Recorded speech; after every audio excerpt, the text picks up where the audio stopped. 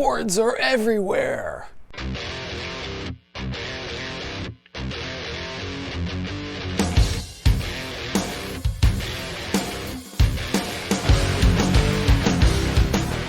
All right, so a little dramatic there, but chords are everywhere, and it may seem like it's difficult to see all the chords everywhere, but if you've got some kind of way to work it out, it's actually not that difficult. If you think about it, let's say I take a note like G and then the octave. So between these two notes, the G and the octave, there is 12 notes, right? That's the chromatic scale. So that's all the notes that we have to work with. So that means I just played every scale, right? I played every chord, every scale, every arpeggio, and I did it using the chromatic scale, right? Well, not exactly, but it just is to illustrate that you should be able to play every chord in this position, and in the next position, in the next position, every chord in every key, every chord type.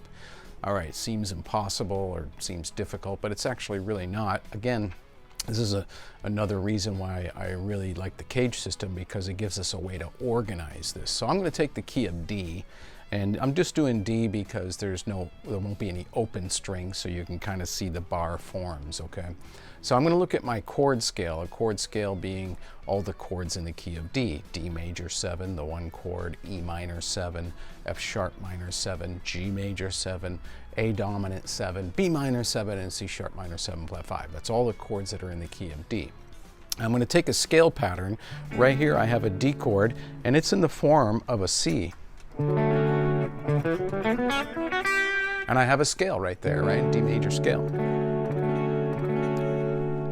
Okay, so what I want to do is, my goal is I want to be able to play all the chords in the key of D right here. So that's the one chord, and if I was going to make it a pattern, if I was going to call it a number, I'd say it was pattern number 1, because if you spell out the word CAGED, you got C-A-G-E-D, pattern 1, 2, 3, 4, 5, right? So the C shape is a pattern number 1. Now, without moving, I can see there's an E note here, and I can play an E minor 7 like this. And that would be a pattern 5, because it's kind of coming from a basic D minor shape. It's like taking a D minor chord and just moving it up into a bar form. So that would be an E minor 7, that would be my 2 chord, and that would be a pattern number 5. My 3 chord, which is F sharp minor, would be pattern number 4. And then up a half step would be my 4 chord, which would be G major 7. That would also be a pattern number 4, actually. And then my 5 chord, which is A dominant 7, would actually be kind of like a G7 here. Now that's a bit of a handful, so a lot of times I might just play it like that. But that's coming from the G shape, like an open G7. Here's an open G7. You're just moving that up in a bar form. The next chord is B minor 7. That's coming from like an A minor shape, so that's a pattern number 2. And then C sharp minor 7 flat 5 would be a pattern number 1. This is kind of coming from the C-shaped chord. Now these are difficult to see sometimes, because normally when we play C minor or minor 7 flat 5 type chords, and we don't usually do an open position, we might move it up to another position to do it, but this would be kind of the open position here. And then we're back to our D minor chord. So I'm using these simple kind of cowboy chord shapes. Of course, I'm turning them into 7th chords, and I'm applying them to diatonic harmony, 1 chord, 2 chord, 3 chord. And then I'm just using that to find all these chords in this position. And you can write this out on a piece of paper, or if you really think about it, what you're doing is you're just subtracting one pattern. So you can do this in your head. So if I start with pattern 1 for my 1 chord, if I subtract 1, well, we only got 5 patterns, so if I subtract 1 from that, it would be pattern 5 is the next one. Sure enough.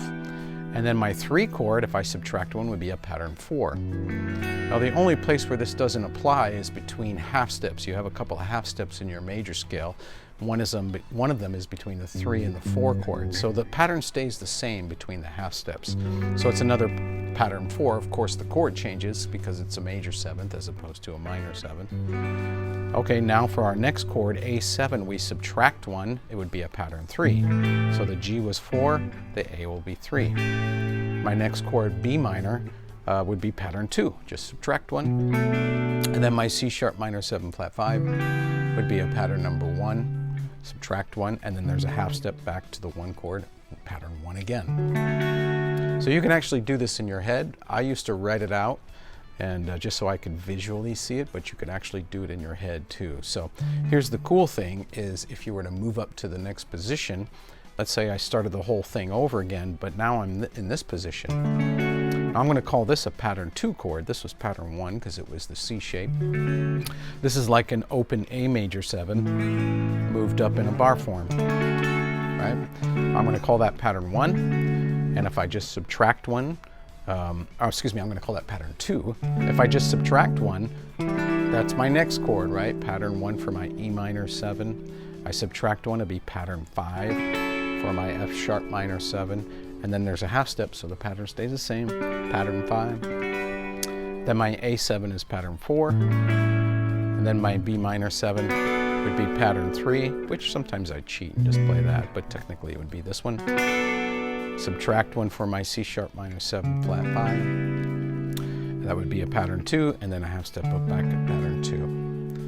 So, you know, you might be saying, well, you know what, I'm a rock player. I don't really use these 7th chord. I don't use these kind of jazzy chords, and that's cool. I'm a rock player too. I really don't use these chords a ton. I guess it depends on the gig I'm playing.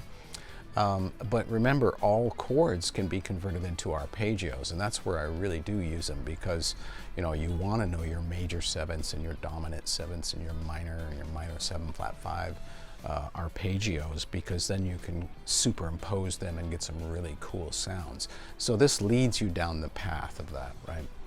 So let's do one more. If I was going to stay in the key of D, the next position here would be my D major 7 would be a pattern 3. Now this is a handful, so I usually just play the top part of it like that. Then my E minor would be pattern 2, again just subtracting 1. Subtract 1 from my pattern, my next chord, which would be pattern 1 of F sharp minor, and then as a half step there, so pattern 1 again. Then my A dominant 7 would be pattern 5. Then my B minor 7 would be pattern 4, like the E shape. And then my C sharp minor 7 flat 5 would be pattern 3. And then I'm back to where I started. You should be able to do this in each box. Play all of your diatonic chords in each box. That way you have it no matter where you're at. You have all the chords that are in that key. Or if you're playing in a mode, basically when you're playing in a mode, you're playing in the key also, right? So this is not really the fun stuff. This is kind of like, I call this playing the long game, right? It's not really kind of fun things to do. And when I'm playing rhythm guitar, I usually, you know, pick chord voicings that I like to play just for the sound of the song. But I do these kind of practices to kind of set myself up for, you know, better lead playing, especially when you're playing through chord changes. You want to be able to see those chords so you can target some of those chord tones, right? So if I go back to the first pattern, now I can play some arpeggios. There's D major 7, then there's E minor 7, then F sharp minor 7, and then G major 7, then A dominant 7, whoops, then B minor 7, C sharp minor 7 flat 5.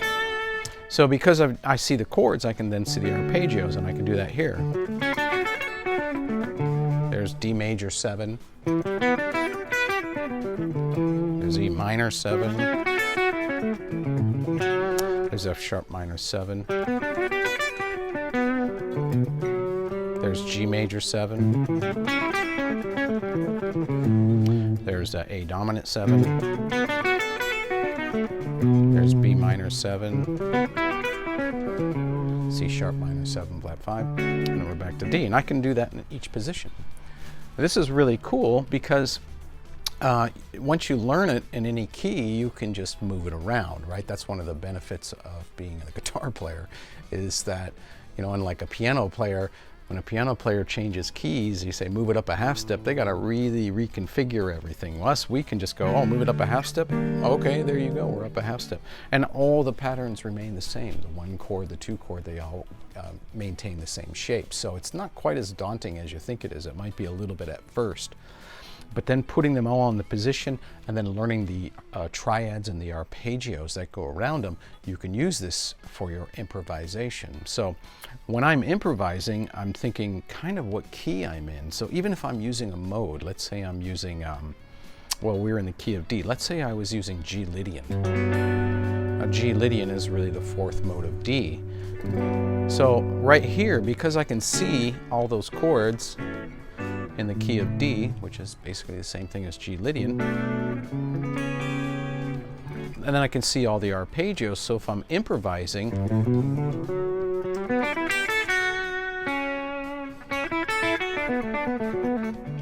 I can use different arpeggios over the top of that chord to get some different colorations. And if I have that in each box, then I can pretty much do it all over the guitar. So it's easy to say, but it takes a little bit of practice. Don't get me wrong. I've spent quite a bit of time doing this, and I still practice this. It's kind of like one of my little routines I do when I kind of warm up. I go through my arpeggios and different keys and stuff like that. Now, as a side note, I'm just doing it with just the major scale. You could do the same process with your harmonic minor scale, your melodic minor scale, get all the chords and the arpeggios. So when you're using one of those particular scales, maybe you're using like a Phrygian dominant mode or something like that, then you can grab some of those arpeggios that are found in that particular mode. But I always kind of do it from the parent scale, like the major scale or the melodic minor, because then I don't have to do every single mode separately, you know what I mean? So that's a really great thing about the CAGED system. I'm going to talk about some other stuff on down the road, but make sure that you like and subscribe and share and all that good stuff.